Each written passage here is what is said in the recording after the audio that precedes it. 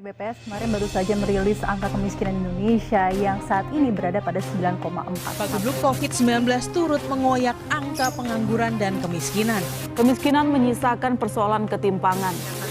Masih banyak warga yang hidup di bawah garis kemiskinan. Ya, di tengah pandemi COVID-19, Badan Pusat Statistik menyatakan kenaikan tingkat kemiskinan dan rasio ketimpangan kondisi mereka yang serba kekurangan. Tingginya angka kemiskinan yang masih ada di Bali hingga saat ini sangat disayangkan oleh Gubernur Bali, Made Maksum.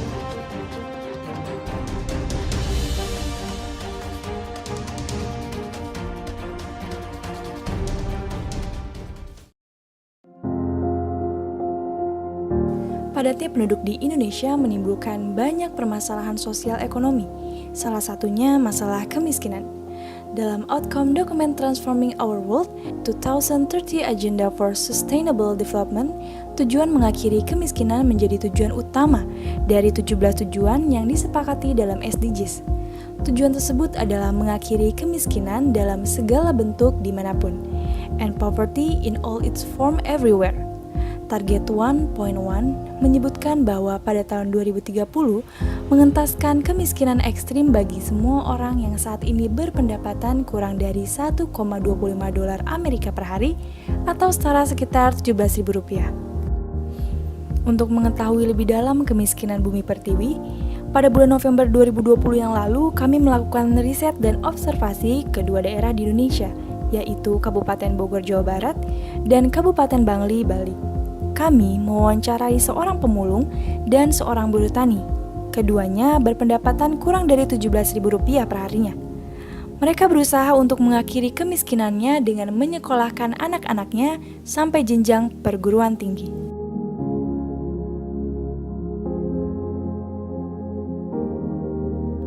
Kami mengikuti keseharian keluarga Ibu Imas di Dramaga, Kabupaten Bogor.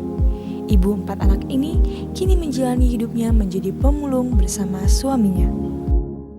Kalau misalnya dari maghrib, ibu berangkat sudah azan maghrib ya, ibu berangkat itu nyari-nyari barang-barang bekas sampai jam 2 sampai jam 12. Kalau sepi paling jam 12.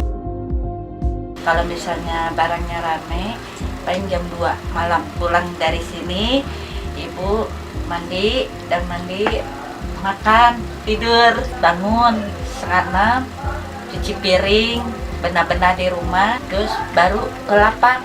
Dari situ ibu beres-beres, tiket sampai jam 5 sore pulang ke sini. Udah pulang ke sini ke rumah, udah ini azan, berangkat lagi. Kalau bapak mah enggak, maghrib masih di sana, juga mungut-mungut terus kan.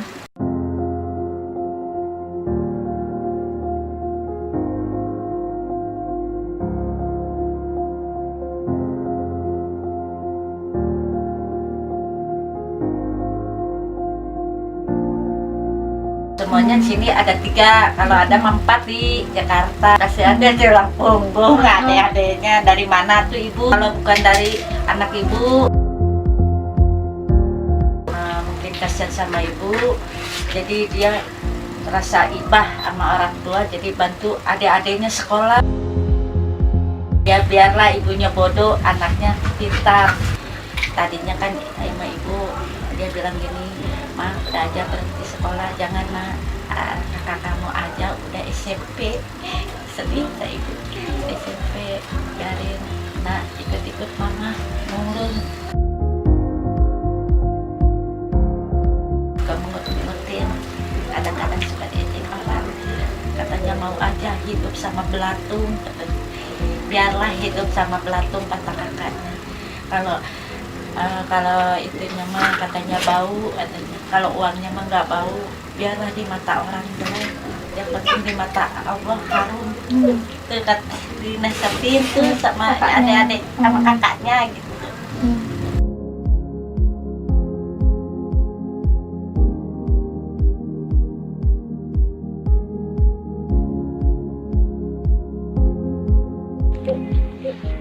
Kalau pas waktu ada HP sih aku ini bantuin temen jualan gitu. nanti tuh aku dapat uang buat bensin. Kadang juga suka kalau teman minta antar, aku antar.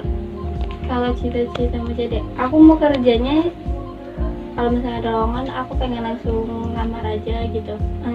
Pengen sekolahin adek dulu, kalau misalnya ada rezeki pengennya sih lanjutin kuliah. Ada cita-cita buat kuliah, tapi pengen ngebiayain adik-adik dulu ya. Kalau misalnya buat teteh, aku sih berharap semoga teteh juga nemu pasangan yang baik lagi, nggak gagal.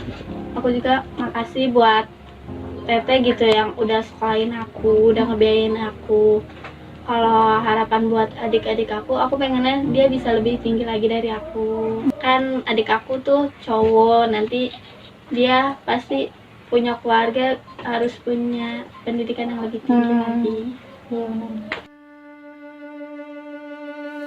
Dikutip dari Tempo.co dan data dari Badan Pusat Statistik, lusunya perekonomian berkontribusi kepada angka kemiskinan.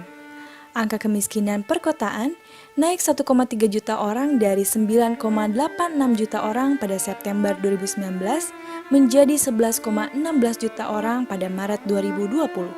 Sedangkan angka kemiskinan di pedesaan mengalami kenaikan 333,9 ribu orang dari 14,93 juta orang pada September 2019 menjadi 15,26 juta orang pada Maret 2020. Berikut pula data dari website Databox yang menunjukkan grafik kemampuan pemerintah dalam mengentas kemiskinan menurun dalam jangka waktu tahun 1999 sampai dengan 2019.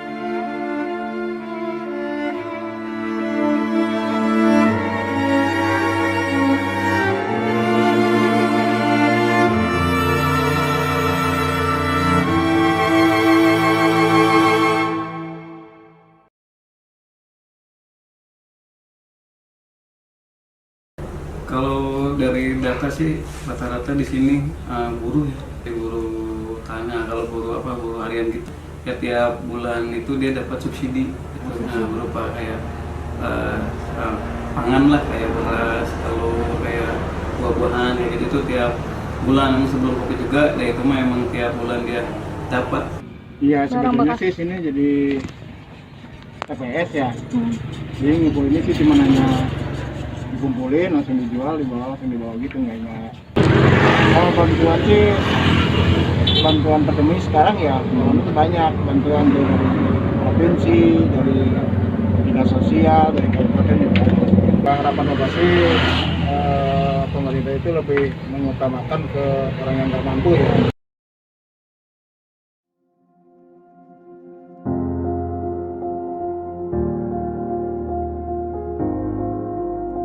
Memiliki kisah yang sama.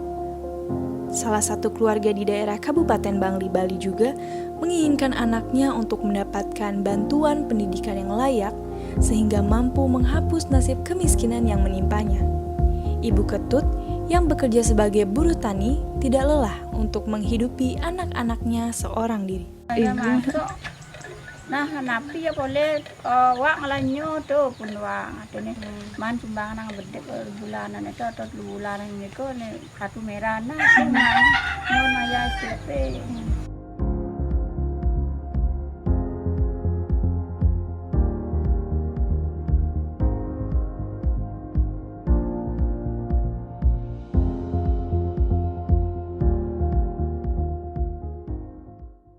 Masuk nggak semua anaknya?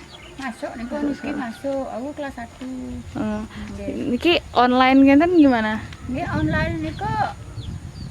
Adik kan boleh, biasanya nak timpalnya boleh kan dan uang dari sekolah nih ke boleh biasanya. Tapi niki kok dan boleh di mana dia? Halo adik, yang ada nih? Pematai guna. Ada guna kelas kude? Kelas 1 SD. Kelas 1 SD. Nanti cita-citanya jadi apa? Jadi pekerja di bengkel.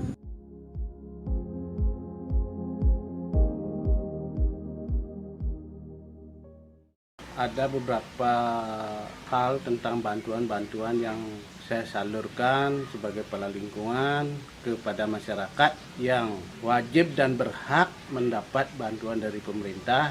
Contoh seperti Rastra, itu prasejahtera, artinya membantu yang benar-benar membutuhkan. PKH, contohnya Keluarga Harapan, artinya memberikan bantuan untuk kelangsungan hidupnya ke depan. Ada lagi bantuan-bantuan berupa BLT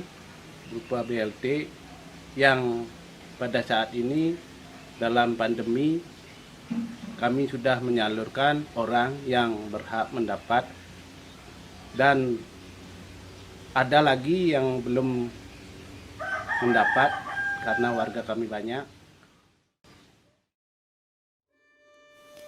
Salah satu permasalahan yang dihadapi oleh negara berkembang termasuk Indonesia adalah masalah kemiskinan. Masalah kemiskinan di Indonesia bisa dikatakan cukup memprihatinkan. Seperti keadaan keluarga Ibu Imas yang menggantungkan hidupnya pada tumpukan sampah, maupun Ibu Ketut yang berusaha untuk menghidupi anak-anaknya seorang diri dengan menjadi buruh tani. Mereka menginginkan pendidikan yang tinggi untuk anak-anak mereka, sehingga dapat mengubah jalan hidupnya di kemudian hari. Mereka memiliki harapan supaya anak-anaknya tidak bernasib sama seperti dirinya. Mereka memiliki keinginan untuk mengakhiri garis kemiskinan keluarganya. Masalah kesenjangan mempunyai kaitan erat dengan masalah kemiskinan. Berbagai usaha untuk mengatasi permasalahan kemiskinan hampir sudah semua dilakukan oleh pemerintah. Begitu pula sebaliknya. Masyarakat miskin sudah melakukan usaha yang maksimal, membanting tulang dengan harapan akan adanya perubahan menjadi lebih sejahtera di masa depan. Lantas, bagaimana supaya kemiskinan di Indonesia dapat diatasi?